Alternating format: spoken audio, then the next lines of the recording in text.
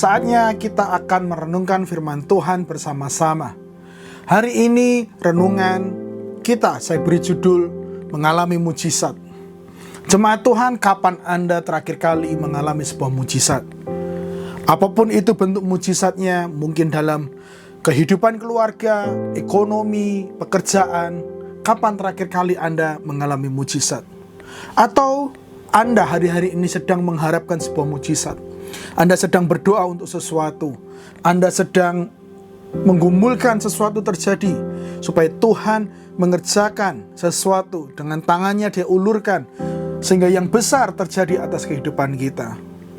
Mungkin ada banyak jawaban doa yang belum Tuhan jawab sampai hari ini. Kita masih terus menunggu dan menunggu. Kapankah Anda terakhir mengalami mujizat?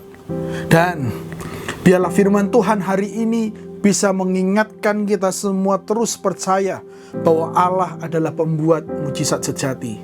Bahwa mujizat masih terjadi hari ini. Bahwa Dia masih sanggup melakukan yang tidak dapat dilakukan oleh manusia. Tuhan sanggup memberikan mujizat buat kita semua. Hari ini kita akan belajar dari seorang tokoh Alkitab yang pernah mengalami mujizat. Saya percaya bahwa cerita yang akan kita renungkan ini mengandung sebuah prinsip ilahi yang sanggup membuat kita juga mengalami mujizat yang sama. Kita sanggup melihat mujizat yang besar atas kehidupan kita. Kita akan belajar daripada cerita Naaman. Sebuah cerita yang sangat familiar buat kita semua. Ketika kita sekolah minggu, kita pasti pernah mendengar cerita seorang Naaman. Naaman kita semua tahu, dituliskan dalam 2 Raja-Raja pasal yang kelima. Dia adalah seorang perwira Raja Aram. Dia panglima perang.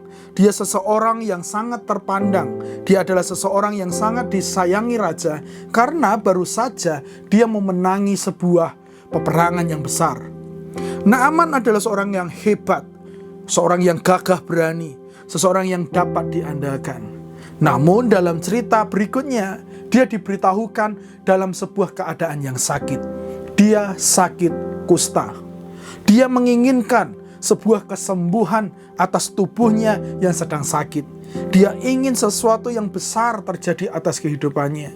Meski dia bisa memiliki banyak hal, dia sudah dalam posisi yang tertinggi mungkin dalam kehidupannya, dalam karirnya. Tetapi ada satu hal yang perlu dibereskan. Ada sesuatu hal yang perlu terjadi, yaitu kesembuhan secara fisik. Dia sakit kusta. 2 Raja-Raja pasal 5 ayat 2 dan 3 memberitahu berikutnya bahwa ada seorang perempuan, anak kecil, yang baru saja dibawa oleh tentara Aram dari Israel karena hasil daripada peperangan itu. Dan gadis ini yang bekerja di rumah Naaman memberitahu kepada nyonyanya, istri daripada Naaman, untuk bisa pergi ke salah satu nabi yang ada di Samaria pada saat itu. Dikatakan seperti ini, orang Aram pernah keluar bergerombolan dan membawa tertawan seorang anak perempuan dari negeri Israel. Ia menjadi pelayan pada istri Naaman. Berkatalah gadis itu kepada nyonyanya, sekiranya tuanku menghadap nabi yang di Samaria itu, maka tentulah nabi itu akan menyembuhkan dia dari penyakitnya. Sebuah informasi yang sangat menggembirakan, bukan? Sebuah solusi yang diberikan oleh seorang anak, dan anak itu menjamin kalau dia melakukannya, maka dia pasti mengalami mujizat kesembuhan. Karena anak tadi berkata, sekiranya tuanku menghadap nabi yang di Samaria itu, maka tentulah, ada sebuah kata jaminan di sana. Pastilah, tentulah dia akan menyembuhkan dia dari penyakit itu. Namun meski informasi tadi sangat valid, meski informasi tadi sangat menjanjikan, Naaman tidak langsung mengalami kesembuhan itu. Naaman tidak langsung mengalami mujizat itu. Harus tunggu beberapa saat dulu sampai pada akhirnya mujizat itu terjadi dalam hidupnya. Pertanyaannya terlebih dahulu, mengapa mujizat itu tidak langsung terjadi dalam hidupnya? Ternyata Naaman melakukan sebuah kesalahan. Ada beberapa kesalahan yang dia lakukan sehingga informasi tadi tidak langsung dia alami dalam hidupnya. Naaman tidak langsung mengalami kesembuhan atau tidak mengalami mujizat karena dia melakukan kesalahan ini. Yang pertama, dia berpikir bahwa mujizat itu bisa dia beli. Di ayat yang keempat sampai 5 berkata seperti ini. Lalu pergilah Naaman memberitahukan kepada tuannya, beginilah dikatakan oleh gadis yang dari negeri Israel itu. Maka jawab Raja Aram, baik, pergilah dan aku akan mengirim surat kepada Raja Israel. Lalu pergilah Naaman dan membawa sebagai persembahan 10 talenta perak dan 6.000 shikal emas dan 10 potong pakaian. Dia berpikir bahwa ketika dia pergi ke sana dan membawa persembahan ini, maka dia bisa mengalami mujizat. Dia berpikir bahwa mujizat itu bisa digantikan dengan harta kekayaan yang dia bawa dan dia miliki. Dia akhirnya tidak mengalami mujizat itu. Mujizat itu tidak terjadi dalam hidupnya karena dia pikir dia bisa membelinya. Hal ini mengingatkan kepada kita semua bahwa mujizat tidak bisa dibeli. Mujizat tidak tergantung terhadap harta yang kita miliki. Mujizat tidak tergantung seberapa banyak yang kita bawa kepada Tuhan. Bukan. Mujizat itu datang daripada Tuhan. Tuhanlah yang memberi mujizat. Dia melakukan mujizat bukan karena apa yang kita bawa kepada dia, bukan karena jumlah harta yang kita miliki. Dia sanggup melakukannya menurut kedaulatannya, menurut kuasanya atas hidup kita. Jadi kita patut bersyukur hari ini bahwa tidak perlu harta kita banyak dulu baru kita mengalami mujizat. Karena sesungguhnya mujizat kita tidak tergantung seberapa harta yang kita miliki. Kesalahan Naaman berikutnya adalah dia pergi ke tempat yang salah. Anak gadis kecil tadi secara jelas memberitahu bahwa Naaman harus pergi ke nabi yang ada di Israel. Namun setelah dia berbicara kepada Raja Aram, malahan dia pergi ke Raja Israel sesuai dengan nasihat atau instruksi yang diberikan oleh Raja Aram. Dia salah alamat. Dikatakan seperti ini di ayat yang ke-6. Ia menyampaikan surat itu kepada Raja Israel yang berbunyi, sesampainya surat ini kepadamu, maklumkanlah kiranya bahwa aku menyuruh kepadamu Naaman pegawaiku, supaya engkau menyembuhkan dia dari penyakit kustanya. Naaman pergi ke tempat yang salah. Naaman pergi ke seseorang yang salah. Seharusnya pergi ke nabi di Israel, bukan kepada Raja Israel.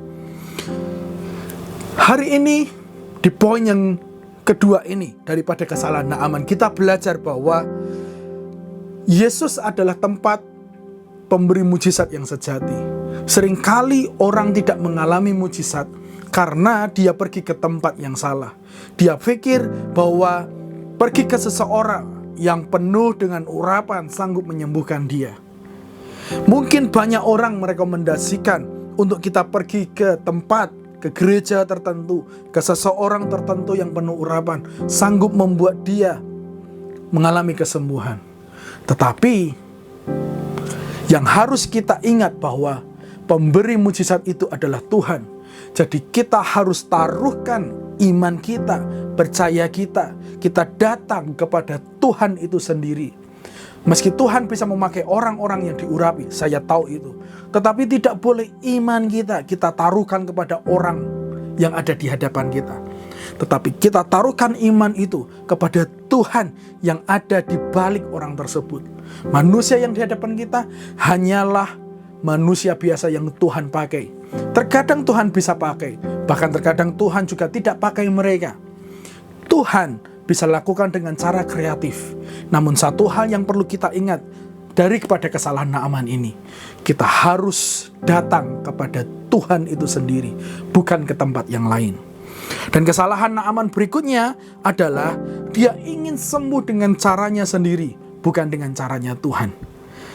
Di ayat yang ke-10, pada saat diketahui bahwa Naaman sudah ada di depan pintu, akhirnya Elisa menyuruh orang suruhannya untuk berbicara kepada dia, untuk melakukan ini, dan ini.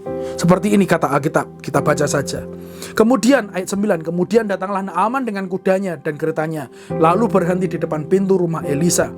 Elisa menyuruh seorang suruhan kepadanya, mengatakan, pergilah mandi 7 kali dalam sungai Yordan, maka tubuhmu akan pulih kembali, sehingga engkau menjadi tahir.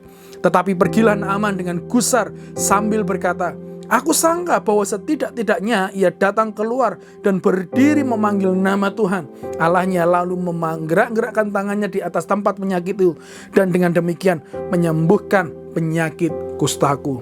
Itu yang dikatakan oleh Naaman setelah dia mendengar bahwa dia harus mencelupkan dirinya di sungai Yordan. Dia berkata bahwa mungkin masih ada sungai yang lain atau dengan cara yang lain. Ayat berikutnya memberitahu bahwa dia pergi dengan gusar. Dia melakukan kesalahan karena dia pikir bahwa mujizat itu harus dengan caranya sendiri. Dia tidak mau dengan caranya Tuhan. Naaman melakukan kesalahan. Satu hal yang dapat kita pelajari daripada kesalahan Naaman yang ketiga ini, bahwa kita tidak boleh membatasi mujizat dengan apa yang bisa kita pikir. Kita tidak mengalami mujizat seringkali karena kita membatasi mujizat Tuhan berdasarkan apa yang kita bisa bayangkan. Kita mengharapkan dengan cara-cara spektakuler, padahal Allah bisa bekerja dengan cara-cara yang sederhana. Jemaat Tuhan, ada 3 kesalahan Naaman yang membuat dia tidak bisa langsung mengalami mujizat itu. Dia berpikir bahwa mujizat bisa dibeli dengan uang. Dia berpikir mujizat itu bisa terjadi karena harta kekayaan yang dia miliki. Yang kedua, dia berpikir bahwa dengan pergi ke sini aku bisa mengalami kesembuhan. Dia pergi ke tempat yang salah. Dan yang ketiga, dia ingin mujizat dengan caranya sendiri. Dia batasi mujizat itu sesuai dengan apa yang dia bisa tahu, dia bisa bayangkan, dengan cara apa yang dia mau. 3 hal ini bisa mengingatkan kita terlebih dahulu, supaya kita bisa belajar daripada kesalahan Naaman dan kita tidak terjerumus di sana. Kita tidak boleh melakukan kesalahan yang sama, dan kita perbaiki supaya mujizat itu tidak tertahan dan kita langsung bisa mengalami mujizat Tuhan. Saya tidak hanya berkhotbah atau memberitahukan mengenai kesalahan-kesalahan Naaman, tetapi kita akan melanjutkan cerita berikutnya. Cerita berikutnya memberitahukan kepada kita bahwa pada akhirnya Naaman bisa mengalami kesembuhan. Kulitnya dipulihkan oleh Tuhan. Dia menjadi tahir. Pertanyaannya, apa yang dilakukan oleh Naaman setelah dia melakukan kesalahan-kesalahan tersebut? Apa yang dilakukan oleh Naaman setelah dia bertobat dari kesalahannya, kemudian dia mengalami mujizat? Apa yang membuat pada akhirnya Naaman mengalami mujizat? Ayat 14 ini yang akan menjadi fokus kita. Ada 3 hal yang bisa kita lihat yang dilakukan oleh Naaman, yang bisa kita rasakan dari apa yang terjadi pada saat itu. 2 Raja-Raja 5 ayat 14 berkata seperti ini, maka turunlah ia membenamkan dirinya 7 kali dalam sungai Yordan sesuai dengan perkataan abdi Allah itu. Lalu pulihlah tubuhnya kembali seperti tubuh seorang anak dan ia menjadi tahir.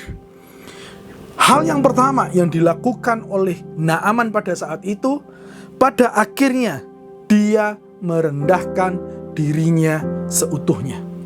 Dia merendahkan diri seutuhnya di hadapan Tuhan, saya bisa berkata. Karena dia memberitahu, Alkitab memberitahu bahwa maka turunlah ia. Di awal tadi saya memberitahu bahwa Naaman adalah seseorang yang sangat tinggi jabatan. Dia sangat dihormati, dia sangat terpandang, reputasinya baik. Tetapi saat dia turun ke dalam sungai itu, turun ke dalam sungai yang tidak dia harapkan itu, dengan cara yang tidak sesuai dengan apa yang dia pikirkan, dia sedang merendahkan dirinya seutuhnya. Dia melupakan siapa dia melupakan statusnya, dia melupakan reputasinya, dia melupakan image-nya, dia melupakan kedudukannya. Dengan sebuah kerendahan hati, dia mau melakukannya. Dia layak dihormati dengan apa yang sudah dia capai. Dia layak untuk diperhatikan lebih. Karena pada saat itu Elisa tidak menemui dia langsung. Adalah sebuah hal yang sangat merendahkan sesungguhnya ketika seorang yang berjabatan tinggi tidak berbicara langsung kepada Nabi, tetapi melalui suruhan. Dia layak mendapatkan yang lebih baik, sungai yang lebih bersih. Tetapi itu semua dilupakan, dan dia mau merendahkan dirinya untuk sebuah mujizat. Dia merendahkan dirinya dan menyadari keadaannya untuk bisa mengalami mujizat. Jemaat Tuhan yang saya kasihi, ada sebuah pesan yang mendalam di sini daripada sungai-sungai tadi. Sungai Yordan atau Yordan itu sendiri berarti sungai Tuhan. Lalu di beberapa ayat dia memberitahu bagaimana tidak kalau ke sungai Abana atau ke sungai Parpar. Abana memiliki arti manusia yang membuat kekuatan dan keamanan. Sedangkan Parpar singkatnya artinya adalah kemampuan manusia untuk membersihkan, mengalahkan, menggagalkan, dan memecah belah. Sungai-sungai yang disebutkan oleh Naaman sesungguhnya berarti semua segala sesuatunya oleh karena manusia. Melainkan sungai yang dipilih oleh Nabi Elisa itu sungainya Tuhan. Artinya dia harus merendahkan diri di tangan Tuhan. Dia harus merendahkan diri di hadapan Tuhan. Dia harus merendahkan dirinya supaya dia bisa mengalami mujizat. Mengalami mujizat perlu merendahkan diri seutuhnya di tangan Tuhan. Kita perlu merendahkan diri kita di hadapan Tuhan supaya Tuhan yang akan melakukan mujizat buat kita. Maukah kita merendahkan diri di hadapan Tuhan? Itu yang menjadi pertanyaan. Seringkali orang hanya mau mujizatnya saja, tetapi tidak mau merendahkan diri di bawah tangan Tuhan yang kuat. Kalau kita memeriksa di Alkitab jemaat Tuhan, merendahkan selalu menjadi salah satu alasan Allah melakukan mujizat kepada umatnya. 2 Tawarik 7:14 berkata seperti ini, dan umatku yang atasnya namaku disebut merendahkan diri, berdoa dan mencari wajahku, lalu berbalik dari jalan-jalannya yang jahat, maka aku akan mendengar dari surga dan mengampuni dosa mereka serta memulihkan negeri mereka. Perhatikan kata di sana. Ada satu kata merendahkan diri sebagai salah satu alasan jawaban daripada mujizat. Bagaimana Pak saya bisa merendahkan diri saya? Salah satu cara kita bisa merendahkan diri kita di hadapan Tuhan adalah dengan memiliki sebuah kesadaran seberapa kita membutuhkan Tuhan dalam hidup kita. Banyak orang tidak sadar bahwa dirinya butuh Tuhan. Banyak orang tidak sadar bahwa dirinya tidak mampu di luar Tuhan. Jika kita melakukan itu, sesungguhnya kita sedang sombong di hadapan Tuhan. Jemaat Tuhan, saya mendorong, mari kita semua belajar merendahkan diri, menganggap bahwa diri kita butuh pertolongan Tuhan. Kita butuh Tuhan itu bekerja atas hidup kita. Jangan biarkan kesombongan menghalangi mujizat Anda. Rendahkanlah dirimu di hadapan Tuhan dan di hadapan sesama. Setiap orang yang mau merendahkan diri pasti akan melihat mujizat Tuhan, pasti akan mengalami mujizat Tuhan. Yang kedua, apa yang dilakukan oleh Naaman? Setelah dia merendahkan diri, dia taat seluruhnya. 2 Raja 5 ayat 14 berkata di frasa berikutnya, ia membenamkan dirinya 7 kali dalam sungai Yordan sesuai dengan perkataan abdi Allah itu. Naaman taat seluruhnya. Naaman tidak setengah-setengah. Naaman tidak hanya sebagian. Dia melakukannya seluruhnya. Dia taat untuk membenamkan di sungai yang tidak sesuai dengan harapannya. Dia taat untuk membenamkan di sungai dengan jumlah yang diperintahkan oleh Nabi Elisa. Ketika disuruh 7 kali, dia tidak berhenti di benaman kelima, tidak berhenti di benaman yang keenam. Dia melakukannya 7 kali sesuai dengan apa yang diperintahkan. Dia taat seluruhnya sesuai dengan apa yang Elisa perintahkan melalui orang suruhannya. Meski bukan langsung kepada dia, tetapi dia taat seluruhnya melakukan apa yang sudah diperintahkan. Hal ini mengingatkan kita semua bahwa kita juga perlu taat seluruhnya. Kita tidak boleh hanya taat sebagian daripada apa yang Tuhan perintahkan. Pertanyaan buat kita semua, bagaimana ketaatanmu kepada Tuhan? Seberapa ketaatan yang kita lakukan selama ini? Sudahkah seluruhnya? Sebagian? Setengah? Atau hampir tidak taat sama sekali? Sudahkah kita melakukan semua, mentaati semuanya? Atau hanya sesuai dengan apa yang kita pikirkan cukup untuk dilakukan? Dalam pelayanan Yesus selalu memerintahkan sesuatu untuk dilakukan supaya mujizat terjadi. Dan ada unsur ketaatan di sana. Petrus adalah orang yang selalu dekat dengan Yesus. Menurut saya dia juga mengalami mujizat yang banyak sekali. Dan alasan daripada Petrus mengalami mujizat adalah dia taat seluruhnya. Dia taat kepada apa kata Yesus. Yesus pernah menyuruh, bertolaklah ke tempat yang dalam dan tebarkanlah jalamu untuk menangkap ikan. Lalu di ayat kelima, Lukas 5 berkata seperti ini, Guru, telah sepanjang malam kami bekerja keras dan kami tidak menangkap apa-apa. Tetapi karena Engkau menyuruhnya, aku akan menebarkan jala juga. Dan setelah melakukannya, mereka menangkap sejumlah besar ikan, sehingga jala mereka mulai koyak. Wow, luar biasa. Jalannya mulai koyak. Oleh karena apa? Oleh karena sebuah ketaatan. Ketaatan kepada Tuhan selalu membawa sebuah mujizat.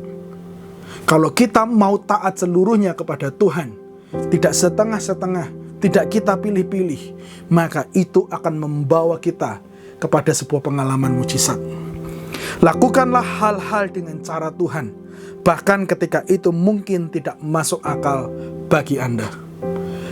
Saya tahu tidak mudah mentaati Tuhan, tapi kalau kita bisa melakukannya taat seluruhnya, maka itu akan membawa kita kepada sebuah pengalaman mujizat.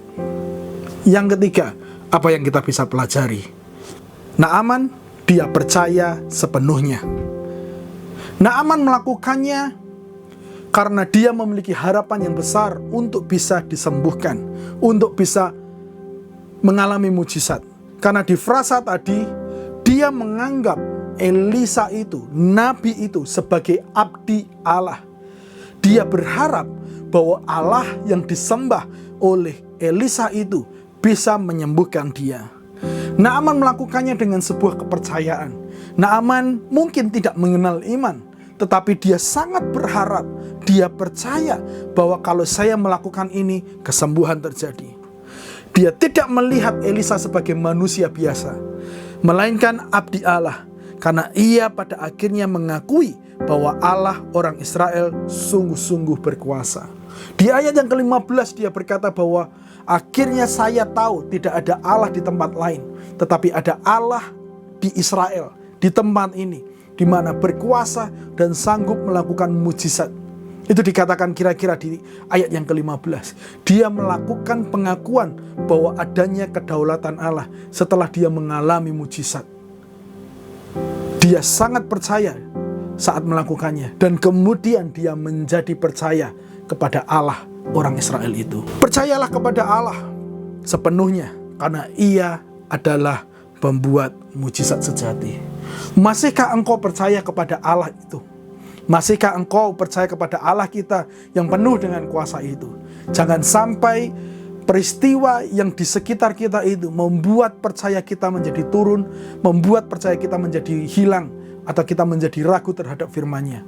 Teruslah percaya kepada Tuhan, karena Tuhan sanggup melakukan mujizat dalam hidupmu. 3 hal yang dilakukan oleh Naaman, sehingga pada akhirnya dia mengalami mujizat Tuhan. Naaman, dia merendahkan diri seutuhnya, dia taat seluruhnya, dan dia percaya sepenuhnya. Jemaat Tuhan, biarlah prinsip-prinsip Alkitabiah ini dapat mendorong kita untuk melakukannya, dan sampai pada akhirnya kita bisa melihat mujizat Allah. Mungkin ada sebuah mujizat dalam keluargamu yang sedang engkau gumulkan, tentang anakmu, tentang pasangan hidupmu, mengenai suamimu, mengenai orang tuamu, atau sedang ada konflik hari-hari ini dalam keluarga, percayai Dia pembuat mujizat. Atau engkau sedang rindu untuk disembuhkan, engkau sudah berusaha banyak hal, engkau terus berdoa tapi pada akhirnya belum sembuh juga, percayai Tuhan adalah pembuat mujizat sejati.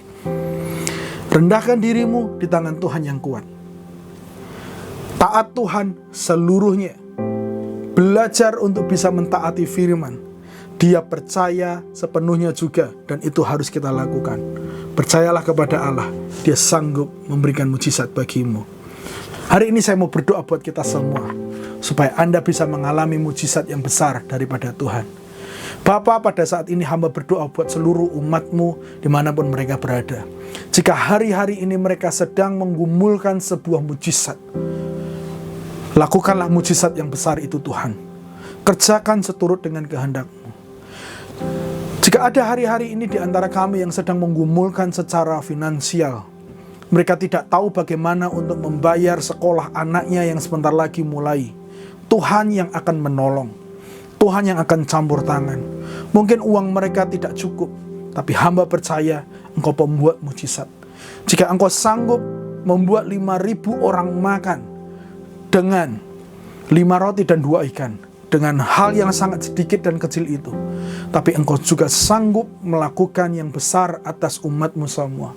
Mungkin uang mereka kecil, sedikit, tidak banyak, tinggal sisa, tapi hamba percaya Engkau sanggup memberkatinya. Engkau sanggup membuat itu menjadi cukup dan menutup semua hutang pendidikan anak-anak mereka. Jika ada yang sedang menggumulkan itu, hamba percaya itu akan terjadi dalam hidup mereka. Tuhan berkati supaya anak-anak mereka bisa belajar dengan baik, supaya anak-anak mereka bisa mengejar, bekerja keras untuk masa depan mereka melalui sekolah atau kuliah mereka hari-hari ini. Campur tanganlah Tuhan, campur tanganlah atas hidup mereka. Di dalam nama Yesus, Allah bekerja atas seluruh umat-Mu semua hari ini. Terima kasih ya Tuhan, Allah penyembuh kami, Allah pembuat mujizat kami. Engkau masih bekerja hari ini. Meski tangan-Mu tidak bisa kita lihat, kami lihat secara kasat mata. Dalam nama Yesus, kami bersyukur buat firman-Mu. Haleluya.